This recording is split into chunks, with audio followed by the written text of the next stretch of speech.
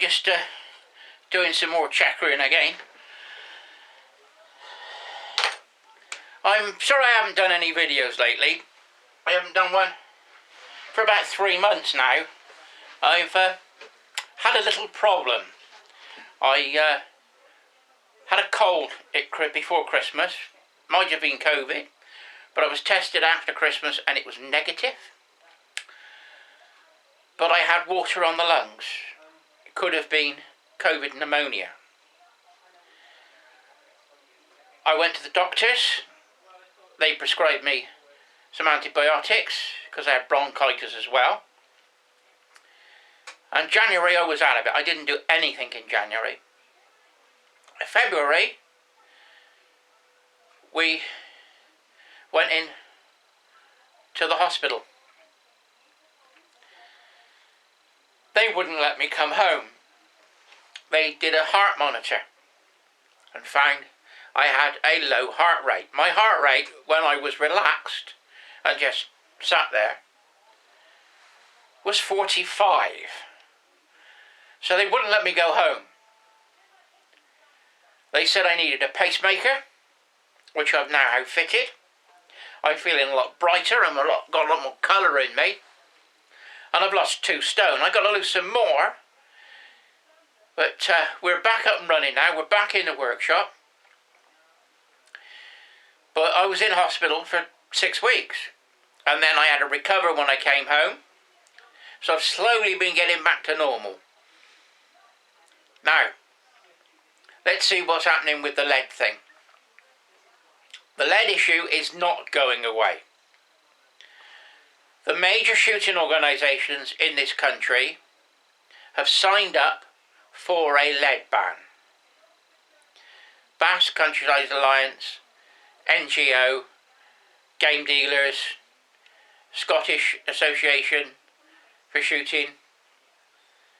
Now what I did find out is that there's an Ian Clark that's linked with the Scottish Association for Country Sports. And Ian Clark worked for English Nature. And he was on something called the steering group. The steering group did the survey on the compliance with the lead ban for wildfowling. That was the WWT and Basque were the main committee members.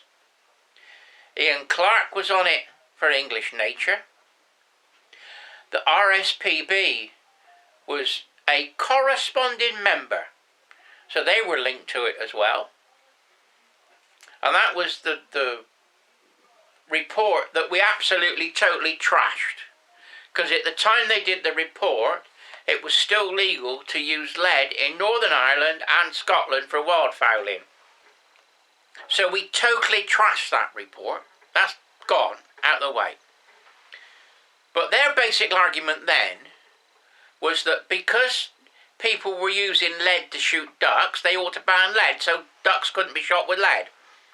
That was their argument, and it totally failed. So then from the steering group, you then had the lead ammunition group, chaired by John Swift. Originally we thought, great, John Swift Basque is going to fight it, we got no problems. We now know different, don't we? John Swift was a snake in the grass. My wife said it at the time and I didn't believe her. She said he's a 5th columnist. Nah, can't be, I thought he's on our side, it's Basque. Lo and behold, Basque have been trying to ban lead shot ever since. We now got the proof because they've signed up for a lead ban for game shooting. They're even hinting it's stopping lead for pigeon shooting because they say that the game dealers can't sell lead shot game. This is a myth that they've produced. And it's all PR. And it's all propaganda. And everybody's falling into the same trap. Lead shot is inert. Lead shot is not a problem. We've been using it for hundreds of years. You look at the science that they've got, that they're using to ban lead, and you can trash it ever so easily. I'm not a scientist, and I can see the problems. They're saying that shooting deer with lead is contaminating the meat. The X-ray they've got on the paper is a deer shot with ballistic tip, and it's shot in the ass, in the hind quarter. Now, we don't shoot deer in the hind quarter because it spoils the meat. But they allowed this to go through as scientific proof that lead contaminates the meat. What they did was they took the meat that wasn't damaged, and then they took meat from the wound. Now, the wound would have been the meat and the blood mixed together. What the survey and the scientific paper doesn't show is what the lead level of the blood is. The other thing they did is now even if the bullet did explode and fragment, you've still got solid bits of lead in there. And that does not dissolve, full stop. Scientific impossibility for it to dissolve. It takes 2,000 years for lead to dissolve. You look at the Roman baths. They've still got lead pipe there and they're still using them. They haven't dissolved. Now, if you're going to have a real scientific survey, what you would do to prove that the lead was contaminating the meat is you would have the lead level of the blood, the lead level of the meat. But what they did is they took the wound and blitzed it. So they fragmented the lead even more. So of course there's going to be fragments of lead in it because they produced it in the scientific survey. And they're using that against us, but nobody's explaining what's happening and what they're doing to us. It's false. Oh God, it makes me so cross how so-called educated people cannot see what is happening under their very noses. I just don't understand how all these organisations have allowed this to happen. It's been orchestrated by Basque and the WWT and RSPB. They got the lead ban for wildfowling. They couldn't get the lead ban for wildfowling until they'd got the lead ban for fishing. So they got the lead ban for fishing, then the lead ban for wildfowling. Now they've put in a voluntary ban in 4 years' time, because it's been a year now since they put it through, so it'll be another 4 years for game shooting, saying that they can't sell lead shot game. Now, if I'm the housewife,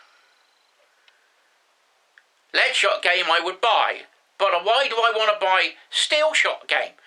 It's got bloody ball bearings in it. That's more dangerous than the lead. One, it could crack your teeth. And two, if you do eat steel shot game and you've got steel inside you, you won't be able to have an MRI scan. Did you get this? What's happening? And the other problem with steel that I found is steel isn't as good as lead. My tests have proved it, and I've published them in the Countryman's Weekly, and they're on the Facebook page Save Our Lead Shot. My results are published. No one has disputed my results. But what's happening is the shooting organisations are using the ballistics from America. And the ballistics from America have been proven to be wrong. They're exaggerated. They make steel to be more than it is. In America, they reload cartridges as Magnum cartridges. And when they test a gun, they put the pressure, the same cartridge of the standard pressure, I shouldn't use the word standard because they use the high performance cartridge in the gun as a test. In the UK, when we proof a gun, we double that and we put double pressure in to check a gun is in proof. Therefore, a lot of the English guns that we use now will not pass high performance proof for Magnum steel cartridges. So a lot of English guns that are 2.5 inch, although we can chamber them out to 70mm and get them reproofed, and they'll be reproofed for standard steel, the standard steel has not got the pressure or the speed to do the damage to the ammo to kill it properly. I'm not saying they won't work. I've never said steel won't work. But you've got to be so close to be able to get a clean kill. If you shoot with steel like you shoot with lead, you will get more wounded birds. Now, one thing that needs to be looked at is they found this in New Zealand, that the number, so when they started using steel, that the number of mallards dropped and they couldn't figure it out. The solution they came to, or the conclusion they came to, was that what was happening was they had a bag limit, so a wildfowler would be able to shoot 4 duck. Where he was shooting 4 duck before and maybe using 8 cartridges, he's now shooting duck for 4 ducks and using 10 to 15 cartridges. And the conclusion they came to is that the ducks were wounded and went off and died. Now, we've been using steel shot for wildfowling since 1999. The number of mallard in this country has dramatically fallen in that time. Now, I've got no proof for this assumption. It's not a scientific comment, but it's something that should be looked at. Has the reduction in duck in this country can be attributed to the use of steel shot? I asked the question. I don't know the answer. But this is what they found in New Zealand. But wildfowlers here don't have a bag limit. So it may not be the same. But it's something that needs to be looked at. The other argument I've got is they say they don't want deer shot with lead because it contaminates the meat. Now, I got a game dealer that comes in here with his rifle. And we're just chatting and talking, and I'm saying I'm trying to help save lead, and we want a decent debate, and somebody's got to stand up and fight. He said, well, I won't take deer that are body shot. I will only take headshot deer. And it seems that this is normal throughout the industry. So why is the Game Dealers Association so willing to sign up to a lead ban if they will only take deer that are headshot? Because if you headshot them, they are not going to contaminate the meat. So it's a waste of time. It's just basic logic. And that's what we need. Basic logic. Basic common sense. It's gone out the window. And the problem is that nobody is fighting for us. We need an organisation. We need something that stand up and that you can join. What I've done is on Facebook, I've got the Shooting, Hunting and Fishing Association. Now, if you think that there shouldn't be a lead ban. If you think we could fight it, join our Facebook group. I haven't got any money to form an organisation or start an organisation. If there are people out there that want to start and want to help, form a committee and make formal members, then use my group to start it. We have to be able to fight, and the only way we can do this is by joining together and the real shooters standing up. Now, I reckon I've got about 90% support out there with shooters. Very few shooters I meet are willing to go along with a total lead ban. The wildfowlers have, because they have to. And they say, oh, we just make sure we shoot them close enough. But should we have brought the lead ban in anyway? If the science is bogus, like I've already said, can we overturn the lead ban for wildfowling? There's something else to look at. Anyway, I'm back up and running. Videos are being done. And the next video I'm going to do, what we're going to do, is, as I've now got a pacemaker, I now can't do any welding. So I've got a friend coming down to help me out in the workshop, and he's going to do the welding for me. And what we're going to do is we're going to do some DEACs. What I've been given from an auction house is a couple of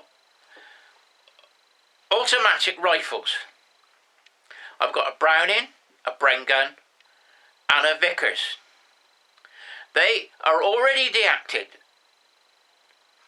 but for them to be sold, they've got to go under the new rules, the new DEAC rules.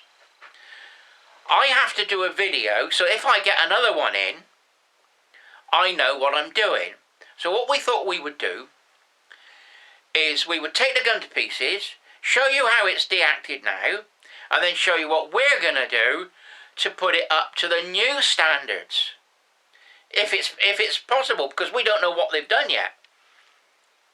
So we've got the Browning, the bar, we got the Bren gun, and we've got the Vickers.